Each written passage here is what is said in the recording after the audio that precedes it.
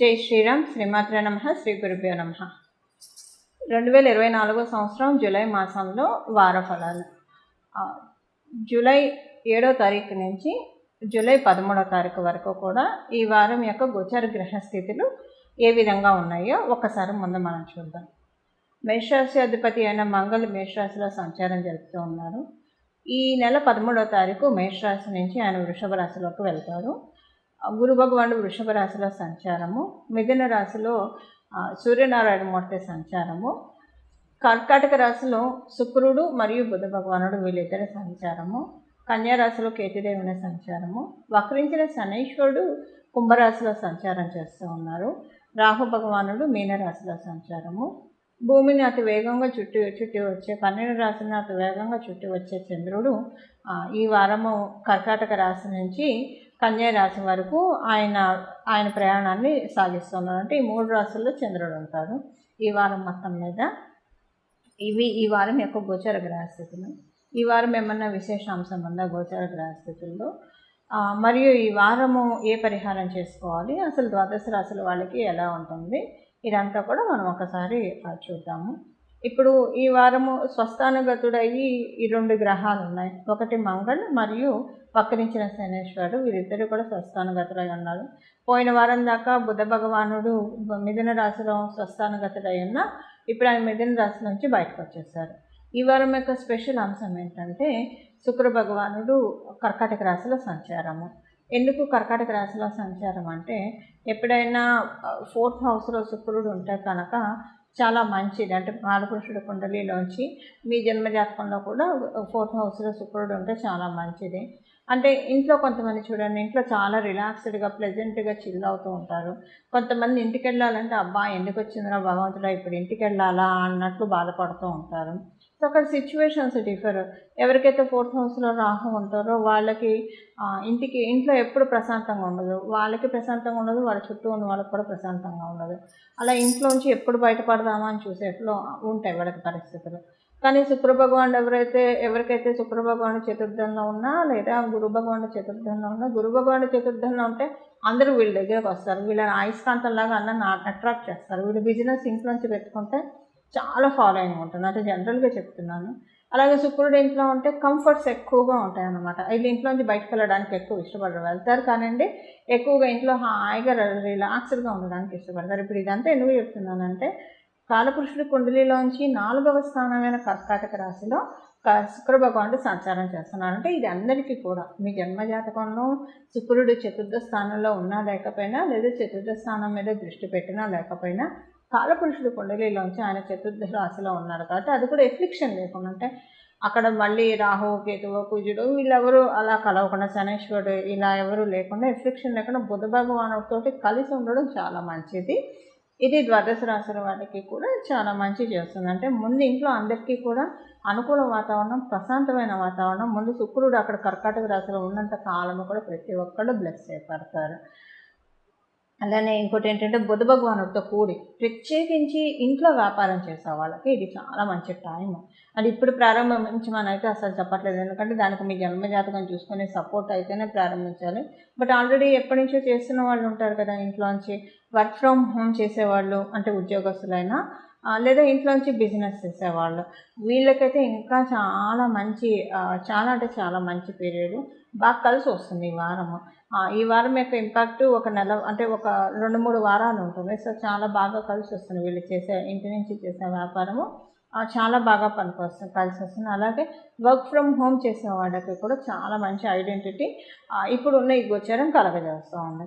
ఇది ఇప్పుడు ఈ వారంలో ఉన్న గోచారం, అంటే మీ జన్మజాతకంలో బాగా ఉన్నా లేకపోయినా కూడా గోచారం మీకు 50% బఫర్ అయితే ఇస్తుంది.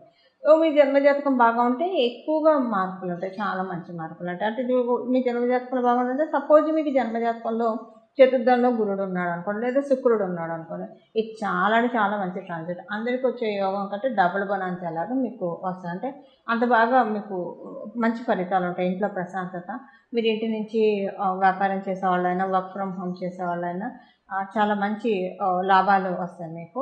ఆ విధంగా గోచారంలో ఇప్పుడు ఈ స్పెషల్ అంశం అనేది చోటు చేసుకుంటుంది. ఇప్పుడు మనం ద్వాదశ రాశుల వాళ్ళకి ఎలాంటి ఫలితాలు ఉంటాయి, చేసుకోవాల్సిన పరిహారం ఏంటి, ఇవన్నీ మనం ఒకసారి చూద్దాం. అంటే మీ జన్మకుండలిలో యోగం ఉన్నా లేకుండా ఎలాంటి ఫలితాలు చేసుకోవాలి, ఇది ఒకసారి మనం పరిశీలిద్దాం.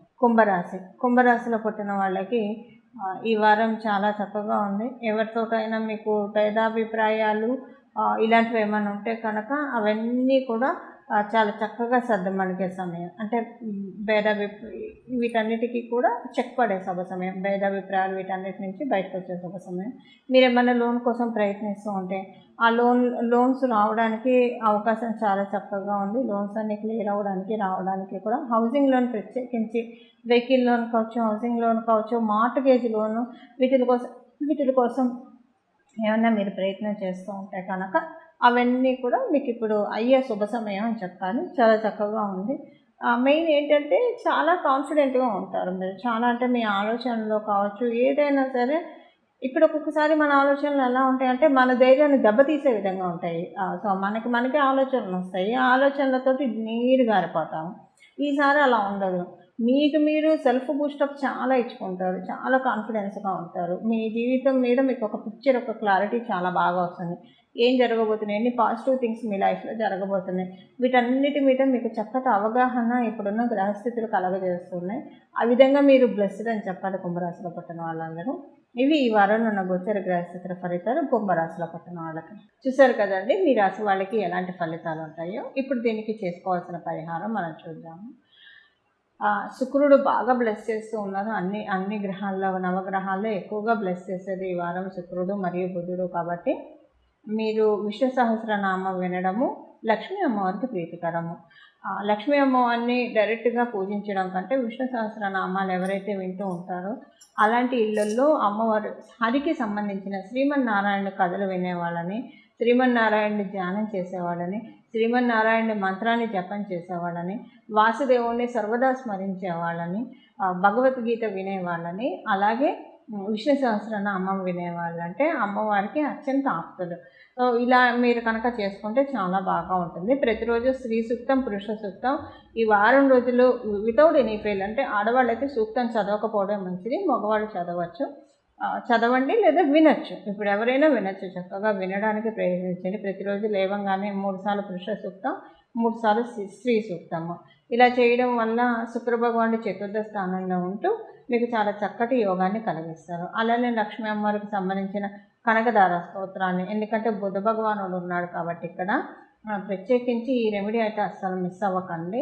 ప్రతిరోజు ఉదయాన్నే మీరు లేవగానే స్నానం చేయగానే కనకదార స్తోత్రాన్ని 3 సార్లు చదవడము లేదా 3 సార్లు వినడము చేయండి. వితౌట్ ఎనీ ఫెయిల్ ఈ వారం అంతా కూడా త్రూఅవుట్ దిస్ వీక్.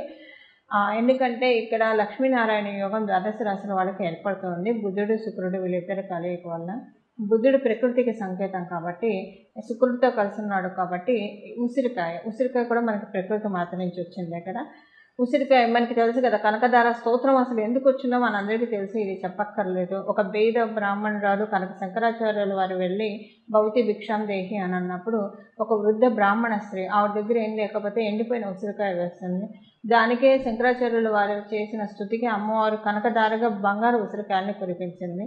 అలాగా ఇప్పుడు కనకదార స్తోత్రం చాలా ఆప్ట్గా ఉంటుంది. మీరు ఇన్నాళ్ళు చేసుకున్నా ఇప్పుడు చేయడం వల్ల నిజంగా ఫలితాలు మీరు తీసేసుకుంటారు. అంటే ఒక్కొక్క స్తోత్రానికి కాలబలం, దైవబలం చాలా బాగా ఉన్న సమయం, అమృత గడియలు జరుగుతూ ఉన్న సమయం ఈ సమయము.